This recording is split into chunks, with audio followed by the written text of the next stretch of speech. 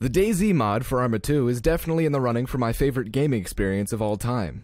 It was the main game I played for several years, and I owe most of my favorite gaming memories to it. The mod was incredibly popular, reaching over 1 million players only a few months after it began, and it was a lot of players' first experience with a hardcore survival game. Unforgiving mechanics and an intense combat system made DayZ borderline addicting, with periods of relatively quiet time spent gearing up, punctuated by intense firefights carrying the risk of losing everything you'd gained. DayZ was an absolute phenomenon. It developed a huge community that produced a lot of really popular online content, a number of spin-off mods that would go on to great success, and the game even became one of the most watched on Twitch. It managed to propel a relatively obscure military shooter to the top selling spot on Steam for weeks. Naturally, everyone was excited to learn that such a popular mod was being developed into a full game. DayZ's future seemed really promising. But as of a week from today, it's been 4 years since the standalone game became available through Steam Early Access. But don't worry, beta's just around the corner, just like it was just around the corner 7 months ago. DayZ's community is dead. The game's concurrent player base has plummeted, and the game is held up by many to be an example of everything wrong with the Early Access system. So what happened to DayZ?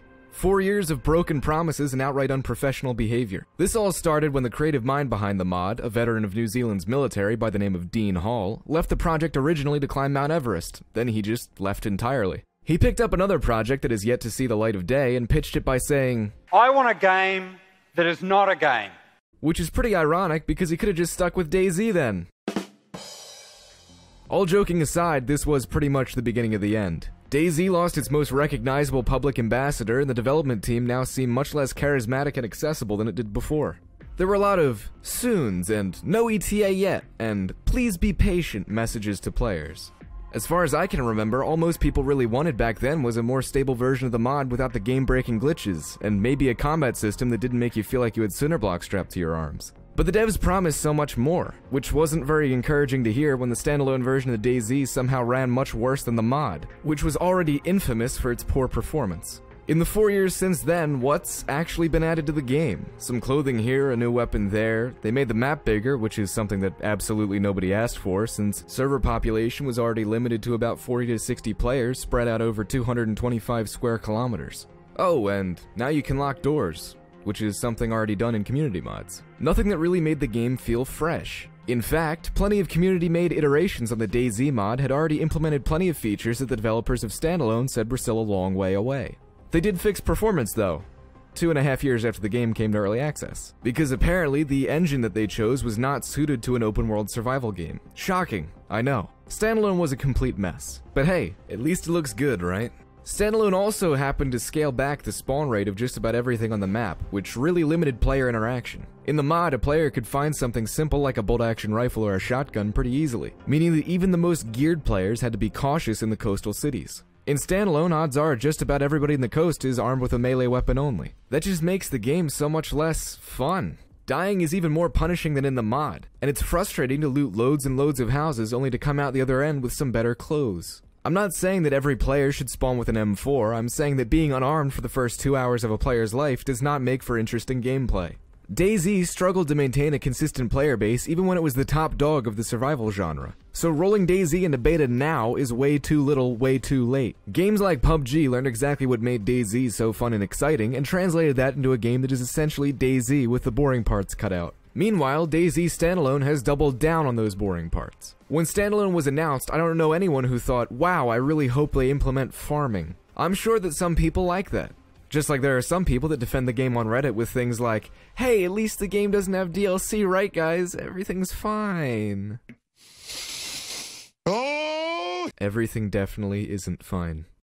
It's been officially stated that there are 80 people working on DayZ, which seems a bit sketchy to me. But then again, I'm not a developer. Other games like Rust in the same genre managed to push out updates far larger and far faster with a team of just 7 people. Again, I'm not a developer. But there's definitely something really odd about a team of 80 people creating such a small amount of content. Things that devs talked about fixing soon, years ago, have yet to be fixed.